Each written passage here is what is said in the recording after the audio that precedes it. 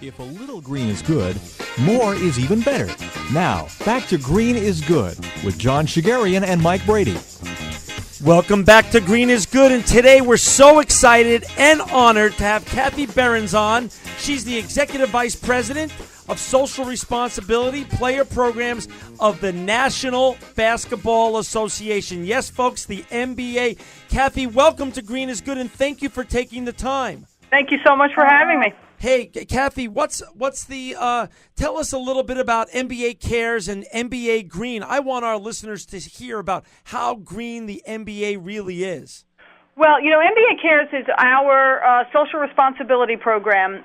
We have a commissioner who not only has made the NBA one of the world's leading sports organizations, but who has a tremendous passion and commitment for making sure that we do everything we can to use the power of our brand and the celebrity of our players and the influence that we have with kids and families and communities to make sure that we are doing everything we can to try and be leaders in social responsibility.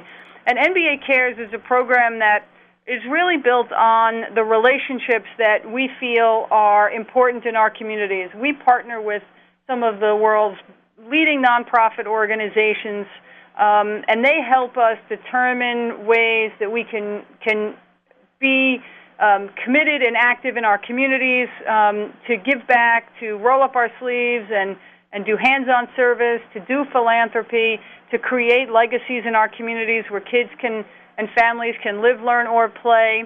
And over the last couple of years, one of our relationships that has really deepened is with the NRDC. And they are a fantastic partner, and they have really guided us through not only creating an awareness campaign that we can share with our fans, but also very substantively things that we can do to change the way we do our business, both within our offices, within our arenas, our practice facilities, and at our events.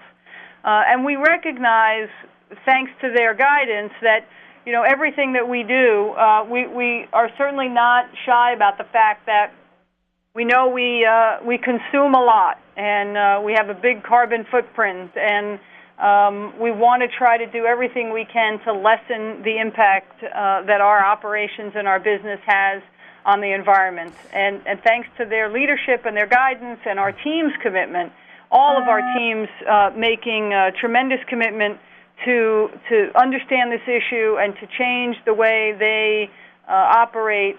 We've made a lot of strides. We're not there yet. I think one of the things that we've certainly learned and have appreciated is that this is a work in progress, and it's something we're fully committed to. There's no one thing we're doing, but there's a lot of small things, and hopefully they add up and they make a difference. So wait a second, Kathy. Let's go back to NBA Cares. When did you and the great David Stern start this whole program at the NBA? We launched NBA Cares in 2005. Okay. We have long had a tradition and commitment to giving back to the community, and something that we're very proud of, the history of the NBA and the commitment of our players throughout that history, giving back to the communities. But we felt, really after Hurricane Katrina, we felt that we had an increased obligation to do more. And so we made a commitment when we launched NBA Cares that we would focus on philanthropy, that we would make sure that our teams and our players and that the league were supporting great organizations in our communities and around the world. We also made a commitment that we would roll up our sleeves and give our time. The money is important, certainly, and we know the value that it has for our partner organizations. But we also wanted to demonstrate that everyone can serve. Everyone can roll up their sleeves and give back to the community. And we also wanted to create these legacy projects, as I mentioned. And so we have worked with our partners all over the world to create over 465 places where kids and families can live, learn, or play. So we've rebuilt houses with Rebuilding Together, or built new houses with Habitat for Humanity. We've built playgrounds with Kaboom and new basketball courts.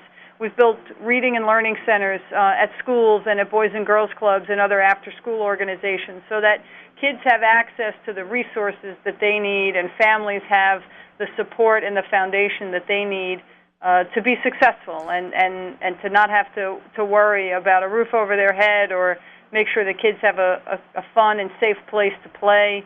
It's been a great program, and the NBA Green has been a great part of that, and a newer part of that in the last couple of years. We've really, I think, increased our commitment, but it's something that we care very much about. You know, it's really amazing here, Kathy. I'm on your NBA Green website right now, and it is really, really very cool. You're talking about what you did recently, planting trees for Green Week with some of the players in different communities, about the Memphis Grizzlies. They're planting with some of the kids, Philadelphia 76ers, teaching the kids in the community the importance of recycling. This is really a great website that our listeners need to check out at www.nba.com/green and find out just what the commitment is on the league level. It's awesome. Yeah, you know, one of the things that we have really done, it's not only the direction and guidance that we've gotten from the NRDC, but one of the things we really do at the NBA is share information and best practices among all of our teams. We're obviously incredibly competitive when it comes to the game and what the action on the court, but off the court, we really focus on the things that we can learn from each other. And so a lot of what you see on there and the events that you see on there and the tips that we're sharing with our fans and the programs that our teams are embracing are really designed to help educate our own teams as well, because that's where some of the best ideas have been generated, and that's where a lot of the change has taken place. With our venues and our practice facilities and our office operations, it's really important for us to share the things that matter and the things that make a difference. And so that's been a very important part of what we're trying to do, and the website, we hope, reflects that. Kathy, does every team then have a point person that then works under your NBA Cares and NBA Green program that then you get to use as a consortium, and the best practices are then shared among the point people among each team? Exactly, but I will say that one of the best things about the NBA, and this is really a reflection of all the people that we work with. It's not just one point person. You know, we have discussions about these kinds of issues, whether it's NBA Cares or NBA Green, with our team presidents, with our owners, with the community relations directors, with the marketing teams. So it's really something that this sort of message of social responsibility is really fully integrated into all of our businesses, certainly at the league office, but also with our teams. And so, yes, we do have people that are, focused mostly on it or doing a large part of the job, but it's really a commitment that's shared across all of our teams and all of our players, very importantly. I mean, we've got a number of players.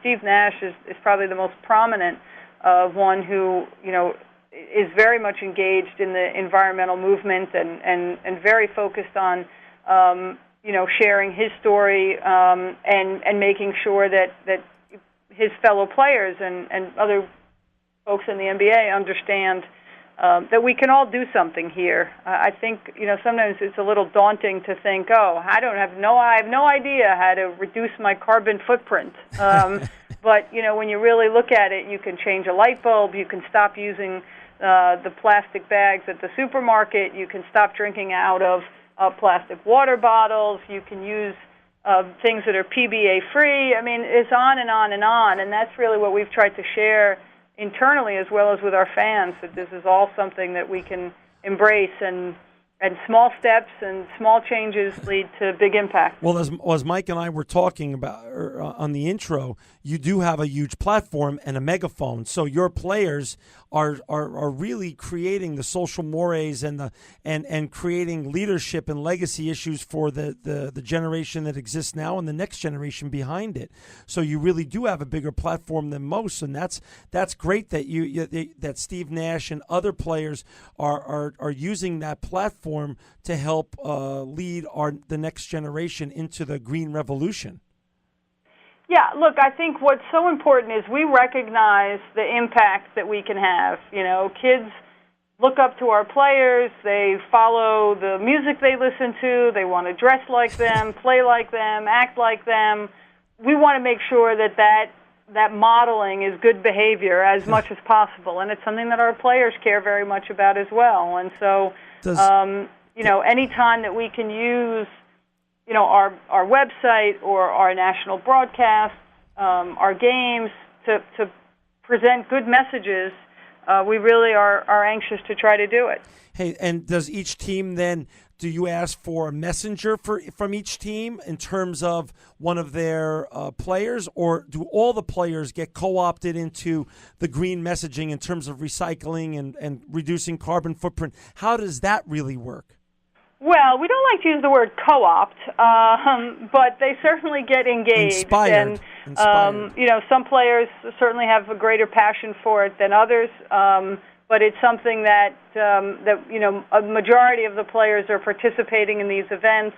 We had a number of events, as you just referenced, where the guys were out in the community doing a beach erosion project in Miami, or doing a tree planting project in Dallas, or a home rebuilding project in Houston.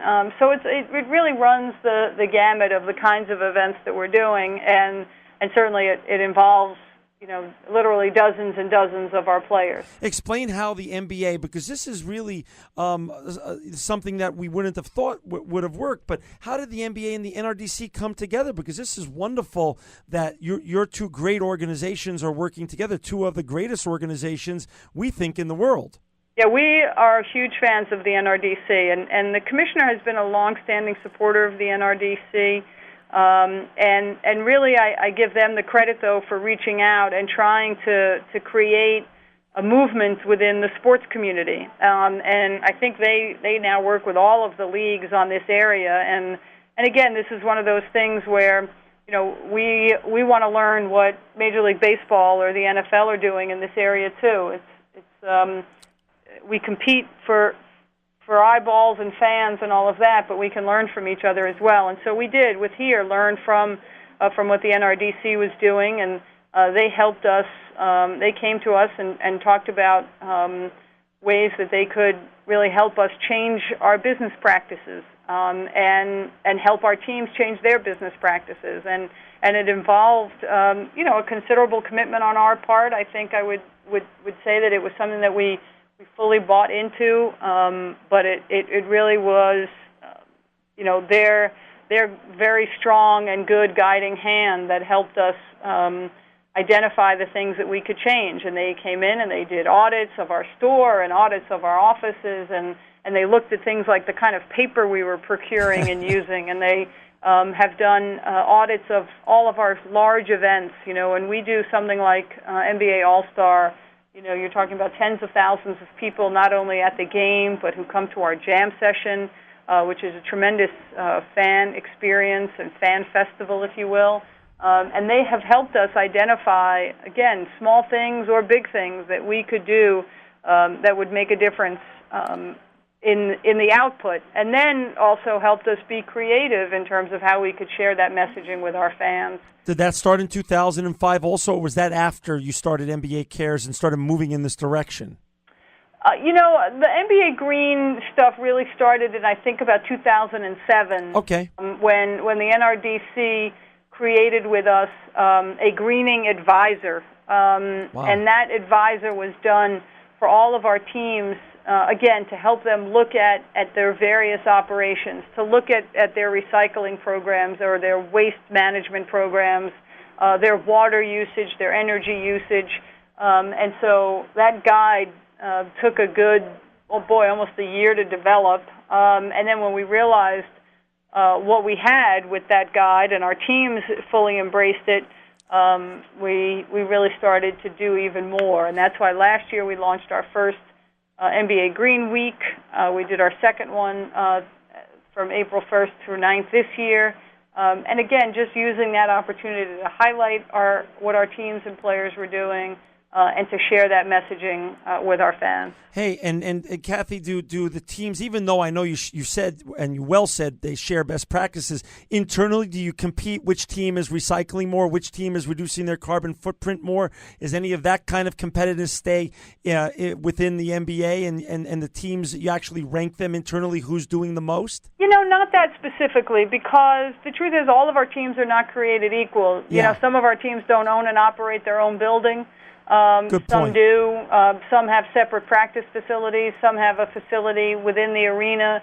So it's sort of not fair to kind of compare apples to oranges. And great point. But they all, last year we had a little competition on who was going to be the first arena to be LEED certified, and Miami and Atlanta really were going at it for that certification awarding, and Atlanta won, I think, by an hour or something like that. And how many are LEED certified now? Well, those two, and then we just had a tremendous announcement in Portland last week at the Rose Arena, the Rose Garden, which just received gold LEED certification, which for an existing building, it's the first existing arena in the country to receive that certification.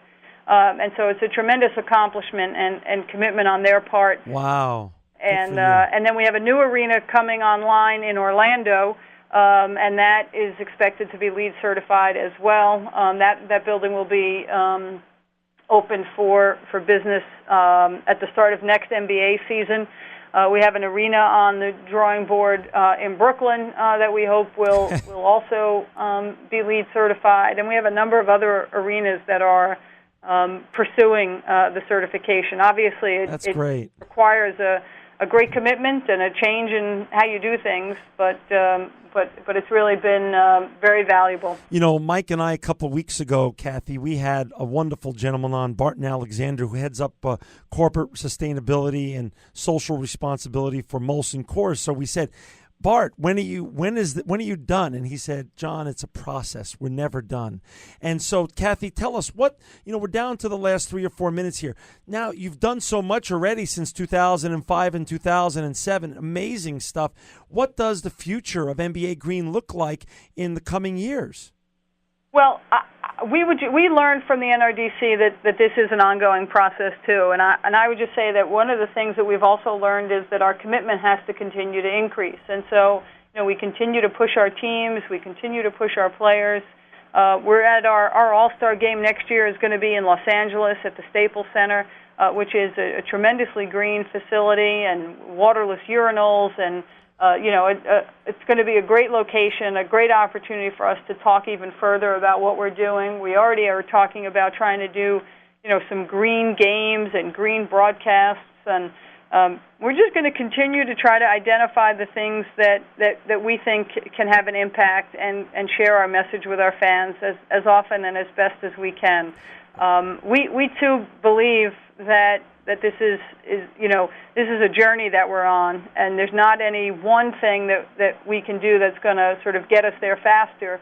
But there's lots of things that we're committed to doing, and that our teams are committed to doing, and that our players are committed to doing, and so we're in it, and we're going to just keep at it and keep trying to improve and keep trying to learn and keep trying to share and hopefully, it will continue to matter to our fans, and it will continue to raise awareness for a cause that's, this is all we got. There's no other planet we're moving to, so we got to take care of this one. Hey, Kathy, a lot of, we're down to the last couple minutes now, and you're amazing in what you're doing and what the great Commissioner David Stern is doing and the whole NBA. We're really, really thrilled and honored to have you on today. But, a lot of the next generation listens to this show. They download it on Apple iTunes. They listen to it on the Clear Channel Network across America. And they're listening to you, and they want to be the next Kathy Behrens. And, because this is now a new position in corporate America, in sports and entertainment, social responsibility, this position is really a brand new position. How can they be the next you? Do you have any advice for the next generation behind you? I would just say that the most important thing is to have a passion for the issues that matter, and to be lucky enough to work at a place where the CEO is someone like David Stern, where your colleagues are people like Steve Nash and other players, and my colleagues here at the NBA, to be at a place where this is a cause, not only the green cause, but just the issue of community and social responsibility. I'm very fortunate to be in an environment where it's so important and where it matters to people. And I would just say my only advice for people always when they ask me about that is, if you don't have passion for what you're doing, then you're not going to enjoy it or be successful. So I would just encourage people to find their passion, whether it's a cause or a commitment to a certain ideal, and to do everything they can to follow their dream and their passion. You brought up a quote earlier, and we didn't identify it, but it was a great quote. Everyone could be great because everyone can serve, and that's Dr. Martin Luther King's quote. Was that how you were raised, or did you get the bug as a professional when you were going through college, and once you landed in your job now? I'm happy to say that it was something that I was raised with and always encouraged by my family. I have a large family, and we were all committed and encouraged to give back. My parents were always volunteering for something. We were always interested in the issues that faced our community or our city or our country or the world, and so it has certainly been something that I've always cared about and focused on, and I'm happy and lucky that it's gotten me to where I am now. Hey, Kathy, we're at the end here, but I just want to say thank you for your time. We're so impressed and inspired by what David Stern is doing, what the entire NBA is doing, and Kathy Behrens, what you're doing. You are truly living proof that green is good. Yes, it is. Thanks, guys. I really enjoyed talking to you.